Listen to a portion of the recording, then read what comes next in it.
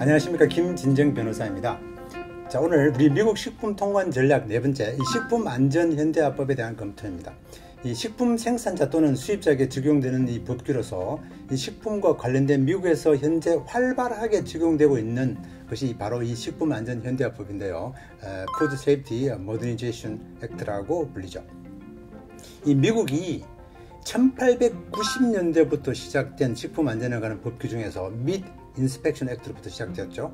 이 100년이 넘는 이 식품 안전에 관한 모든 법규 중에서 가장 획기적인 법규라고 볼 수 있는데요. 지금까지의 전통적인 이 미국 식약청 FDA의 역할이 이 문제가 되는 식품을 찾아서 이 생산자를 처벌하는 것이었다면, 이 식품 안전 현대화법은 이 예방에 초점을 맞춰서 불량 식품을 만들지 않도록 예방적인 조치를 하지 않는 식품 관련 업계를 처벌하는 방향으로 이 개념 컨셉이 바뀌었다는 것입니다. 이러한 개념으로 2011년 오바마 행정부 때 제정된 이후에 이 법령의 집행부서라고 할 수 있는 FDA 미국 식약청에서 이 화면에서 보시는 것처럼 7가지의 시행령을 만들어 봤는데요. 특별히 이 수입식품에 관한 미국 정책의 변화를 살펴보면 식품안전현대화법을 시행하기 이전과 많이 다름을 알 수 있습니다. 이전에는 FDA의 수입식품에 관한 관리 정책은 문제가 되는 식품을 찾고 그 식품을 폐기 처분하고 그 수입자를 처벌하는 것이었다면, 이러한 것들이 좀 실행하기가 현실적으로 힘들다는 것을 알게 되었습니다. FDA가. 왜냐하면 식품 수입이 너무나 많이 증가해서, 예를 들면 미국은 수산물의 약 한 80%, 첨가물의 40%는 해외에서 수입을 하기 때문에 미국 소비자들이 FDA의 그런 수입식품 검사 비율이 점점 낮아질 수밖에 없었고, 그래서 현실적으로는 FDA가 이 식품 안전 검사를 제대로 할 수 없었기 때문에 이 문제가 되는 식품을 찾아가지고 처벌하는 것이 어려워졌습니다. 이런 점을 고려해서 이 미국에서 법령이 새로 생겼다고 볼 수 있는데요. 이 수입식품의 안전성 검사를 FDA만 하는 것이 아니라 이 푸드 스플라이 채널 또는 이 체인, 즉 수입식품의 유통 과정에 참가하고 있는 모든 업계 사람들에게 FDA가 전통적으로 가졌던 책임을 전가하는 개념으로 바뀌었다는 것입니다. 다시 말하면 식품 유통에 관계하는 사람들이 모두 안전식품에 책임을 지라는 것입니다. 이 수입식품의 안전검사의 방향을 변경한 법규가 바로 해외 생산자 검증 프로그램인데요. Foreign Supplier Verification 프로그램입니다. 즉 수입식품의 안전성에 관한 검사를 FDA가 모두 다 할 수 없으니 검사하는 책임을 식품 수입자에게 전가하고 그렇게 검사하지 않았을 때 처벌하겠다는 것입니다. 따라서 한국의 식품 수출 회사들은 이 미국 식품 수입 회사들이 해외 식품 생산 회사들을 검증할 수 있도록 푸드 세이프티 플랜이라든지 햇삽이라든지 Certificate of Ingredient, GMP, Food Processing Flow Chart, Audit Report라든지 또는 Third Party Food Safety Inspection 등과 같은 이런 식품 안전에 관한 서류들을 미국 식품 수입 회사들에게 전달할 수 있도록 미리 준비를 해 두어야 한다는 것입니다. 이러한 서류들은 미국 식품 회사들에게 만일에 보내줄 수 없는 경우에는 미국 수입 식품 회사가 이 한국 소재 식품 생산 회사들이 생산한 이러한 식품들이 안전하고 또 미국 국내 식품 회사들과 거의 동일한 수준으로 식품 안전 규정을 잘 지켜서 생산했다는 것을 검증할 수 없기 때문에 미국 수입자들이 해당 식품을 수입할 수 없게 되는 것입니다. 그래서 미국 식품 수입 회사들이 이러한 서류들을 잘 구비해야 된다는 것입니다. FDA는 이 미국 수입업자들을 대상으로 FSBP, Foreign Supplier Verification Program, 이 해외 생산자 검증 프로그램을 실시하고 있습니다. 우리가 이 부분은 좀 더 복잡하기 때문에 다른 영상이 있지만 일단 제가 간단하게 설명드리면, 이 FSBP 서류를 보관하고 있지 않으면 워닝 레터라든지 심하면 수입 경보 등에 등재하여 수입 회사들이 수입을 아예 할 수 없도록 조치를 취하고 있다는 것입니다. 현재 코로나 바이러스 기간 동안에도 이 지속적으로 FDA는 전화나 또는 이메일로 수입 회사들에게 그냥 랜덤으로 전화를 합니다. 연락해서 FSBP 즉 해외 생산자 검증 프로그램의 준수 여부를 조사하고 있고, 이런 준비된 서류들을 FDA로 이메일을 보내라 라고 요청을 하고 있습니다. 저도 여러 수입 회사를 대행해서 우리 FDA 검사를 온라인이나 또는 오프라인으로 검사에 참여를 해봤는데요. 아직 한국 수입 회사들이 수입 경보에 등재되어 가지고 수입을 못하는 경우는 없었습니다만은 이 워닝 레터를 받는 회사들은 꽤나 있습니다. 따라서 한국 식품 수출 기업들도 이 각 회사들의 그 미국 거래처가 이러한 식품 안전 현대화법을 잘 준수하고 있는지를 그런 여부를 확인할 필요가 있습니다. 그래서 구매 계약을 할 때 이러한 안전 규정을 잘 지켜서 한국 식품 회사들이 자기들의 그 식품을 미국 내에서 잘 유통할 수 있도록 이렇게 강제화할 필요도 있겠습니다.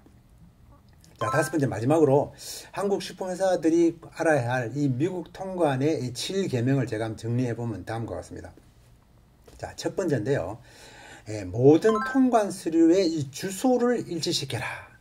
자, 이게 뭐 별거 아닌 것 같습니다만은 제가 지난번 영상에서 말씀드린 대로 이 FDA 설비 등록증이라든지 이 인보이스라든지 커머셜 인보이스, 빌 오브 레이딩, 선화증권, 이 패킹 리스트 등에 나오는 회사 이름과 주소를 아주 동일하게 기재될 수 있도록 확인할 필요가 있습니다. 이 주소가 틀리게 되면 좀 문제가 될 수 있는데요. 이 가급적이면 FDA의 그런 빅데이터의 전산망에 걸리지 않는 것이 좋습니다. 이게 주소가 불일치함으로 인해 가지고 문제가 돼서 눈에 띄어봐야 좋을 게 없다는 것입니다. 가급적이면 이 로키로 가는 것이 좋다는 것이죠.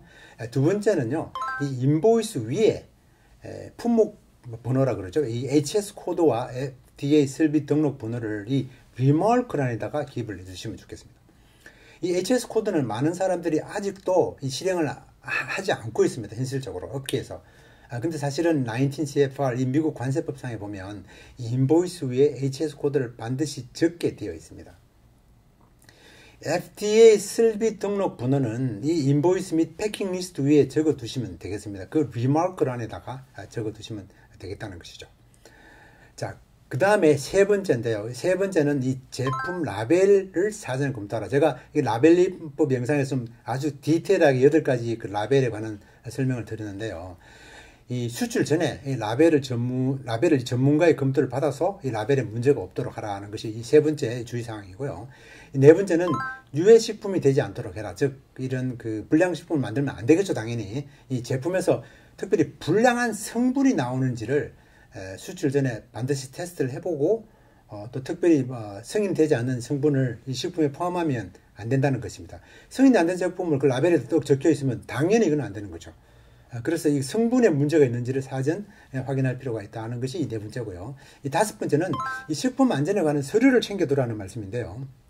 제가 여러 번 말씀드렸지만 이 푸드 세이프티 플랜, 즉 햇삽이나 또 뭐 COI, Certificate Ingredient, ISO 22000 이런 식품 안전 서류들을 잘 구비해 있다가 수입 회사에서 요청이 올 때 바로 대응할 수 있도록 그렇게 준비를 해 두어야 된다는 것입니다.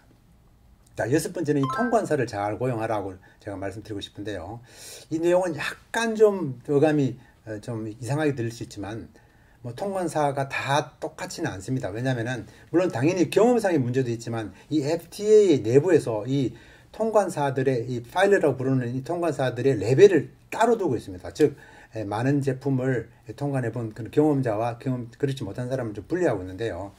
예를 들면 전자제품을 주로 통관하는 사람들이 갑자기 식품을 통관하게 됐을 때 그 문제점이 생기면 해결을 잘 못하는 경우가 있습니다. 그래서 여러분들의 그 식품 회사가 수출하는 식품, 즉 예를 들면 과일이나 이런 신선식품을 수출하면 이 신선식품을 좀 많이 통관해 본 통관사를 고용하는 것이 더 유리할 수 있다는 것입니다. 제가 이런 경험이 없는 통관사를 처음 해보는 그런 에리아로 인해서 힘들어하는 경우를 많이 보았는데요. 우리 식품 통관 회사, 식품 수출 회사들이 이런 점을 참고로 하면 되겠습니다. 자, 7번째인데요. 통관 절차를 우리 식품 수출 회사도 좀 이해하는 게 좋겠다는 말씀을 드리고 싶습니다. 일단 그 식품 통관에 문제가 생기면 한국 식품 회사들은 일단 깜깜이가 됩니다. 그러니까 이게 무슨 일이 나는지를 모른다는 거죠.